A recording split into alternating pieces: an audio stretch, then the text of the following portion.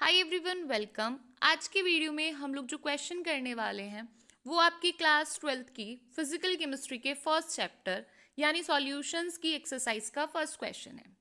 क्योंकि question physical chemistry से है, मैंने आप लोगों को कैसे सिखाया है कि हमारे पास क्वेश्चन के अंदर जितना भी डाटा गिवन है, आपने क्या करना है, सबसे पहले उस पूरे डाटा को एक साइड पे लिख लेना है ताकि हमें बारी बारी क्वेश्चन ना रीड करना पड़े। ओके तो हमारे पास क्वेश्चन में क्या गिवन है, if 22 gram of benzene is dissolved in 122 gram of carbon tetrachloride. देखो, जैसा आपको बताया, आपके चैप्टर का नाम सॉल्यूशन है।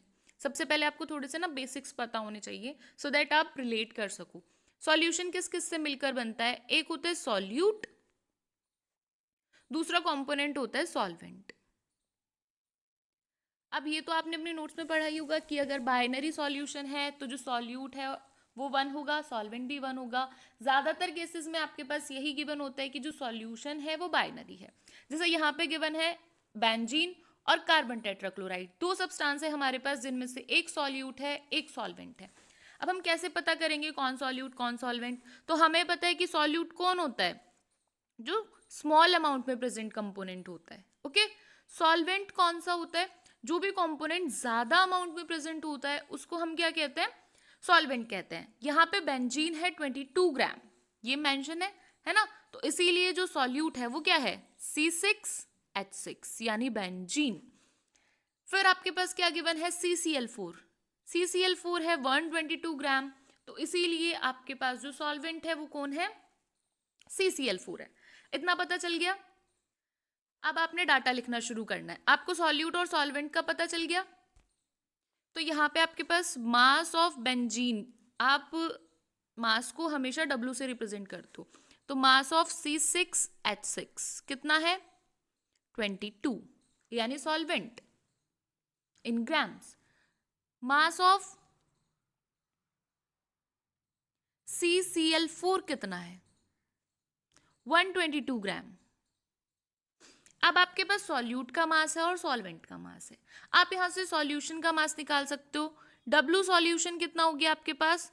मास of solute plus mass of solvent यानी 22 प्लस 122 कितना हो गया टोटल? 144 ग्राम। पूछा क्या है? Determine the mass percentage. Mass percentage आपके पास क्या है? फर्स्ट कंसंट्रेशन टर्म्स हैं। अब आपके सिलेबस में सिर्फ 7 कंसंट्रेशन टर्म्स हैं, बाकी की जो कंसंट्रेशन टर्म्स थी जैसे नॉर्मेलिटी फॉर्मेलिटी वो सिलेबस में नहीं है। आपसे क्या कहा है? Mass percentage of carbon tetrachloride and benzene, यानी मास परसेंटेज सॉल्यूट की भी पूछी है और सॉल्वेंट की भी पूछी है। अब देखो, आपने क्या करना है, कॉपी पेन लेके बैठना है, साथ साथ पूरा डाटा उतारते जाना है। मास परसेंटेज का फॉर्मूला क्या होता है? मास परसेंटेज या फिर मास बाय मास परसेंटेज भी बोलते हैं। मास परसेंटेज का फॉर्मूला होता है, अगर आप सॉल्यूट के लिए निकाल रहे हो तो W solute bye W solution into 100।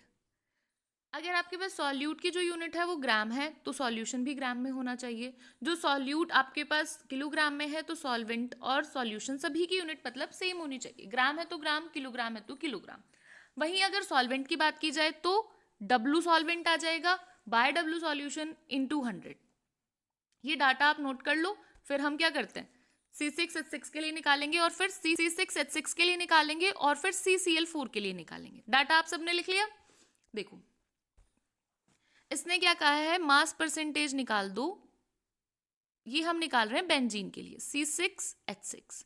तो मास ऑफ बेंजीन कितना है उसको ऊपर रखेंगे 22। मास ऑफ सॉल्यूशन कितना है? 144, अभी किया था हमने, है ना, इनटू 100। जैसे ही आप इसकी कैलकुलेशन करोगे आंसर आ जाएगा 15.28%। देखो, इसे 2 से कट करेंगे, 11 इसे करेंगे तो 7 2 मल्टीप्लाई कर देंगे 1100 बाय 72। कैलकुलेशन करने के बाद आपके पास ये आंसर आ जाएगा। वहीं अगर हमने क्या किया कि CCl4 के लिए निकाला तो क्या होगा? Mass percentage of CCl4। अब हमने क्या रखना है? मास ऑफ सॉल्वेंट को ऊपर रखना है। मास ऑफ सॉल्वेंट कितना है? 122 बाय 144, ये मास ऑफ सॉल्यूशन है, इनटू 100। इसकी जब आप कैलकुलेशन करोगे तो आंसर आएगा 84.72%। ये तो हो गया जब आप सिंपली इसको क्या कर रहे हो, कैलकुलेट कर रहे हो। इसके अलावा हमारे पास एक और मेथड है।